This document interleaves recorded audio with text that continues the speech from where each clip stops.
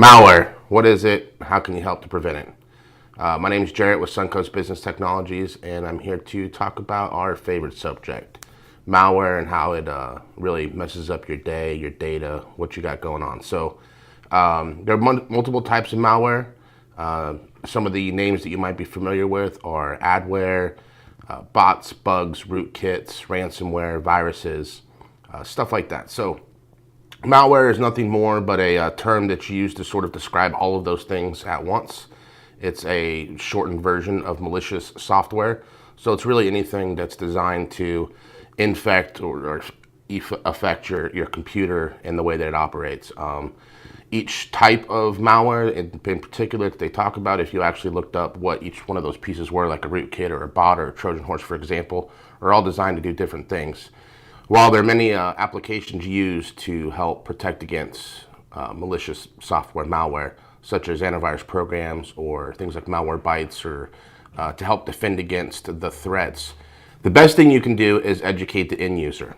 Nowadays, because there are so many applications to protect against the threats themselves, what the people that develop these rely heavily upon is the user clicking on something. So you can have all of the software in the world, firewalls, whatever, to protect against something, but if you actually interact with it, for instance, you receive an email, there's an attachment, you click on it, you've now activated it on your own. It didn't need to find a loophole, it didn't need to find a secret way into your computer because you simply allowed it.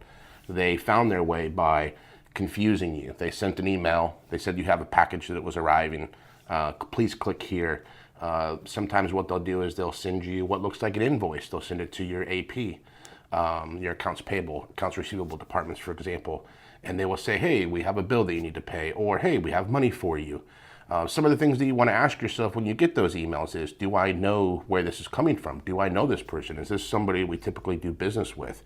Is this somebody we have an account with? Are we expecting a package, for example? A lot of times, people will say, oh, well, I got this email from UPS or USPS or FedEx, and it said I had a package waiting for me. Were you expecting something? That's usually probably a good question to ask yourself at that point. Did you order something? Do people randomly send you things?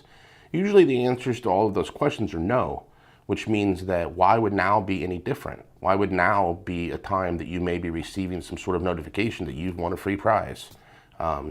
Usually that's their way, is to get in to make you think that this is something that you need to click on. I always tell everybody, whenever in doubt, delete it. If it's really that important, if it's somebody that's actually trying to get a hold of you, a bill that actually needs to be paid, they'll contact you again. Maybe next time they'll pick up the phone. Maybe next time through a more direct route. Some people wonder, well, how are they even getting my email address to begin with? How are they even getting to my inbox? As I said previously, they usually target an accounts payable, accounts receivable type position. A lot of companies, rather than using an actual name, Joe Blow at whatever company.com, they'll use accounts payable at or AP at. These are a lot of email addresses that are sort of standard across the industry, so it's really easy to target those. A lot of information is also found on the internet. You can take mydomain.com, for example, if that was your domain, whatever your business's name is, .com, .net, .info, .whatever. And you can actually do a search on that and do a lookup. And a lot of times it'll provide you information such as who's the president of the company. Also think about your about page. If somebody goes to mywebsite.com and they click on the about, it probably has a full list of who works for you, what their names are. Most people can sort of figure out at that point that it's a first name dot last name, a first initial last name at whatever. It's pretty easy to figure out once you understand how things work. So just keep in mind, when you get an email, do you know who it came from? Is it something you would normally receive? Is there an attachment that's in it that actually looks like something that you would normally interact with? If not, call us, 941-556-4460, and ask us, and we'll tell you. Thanks.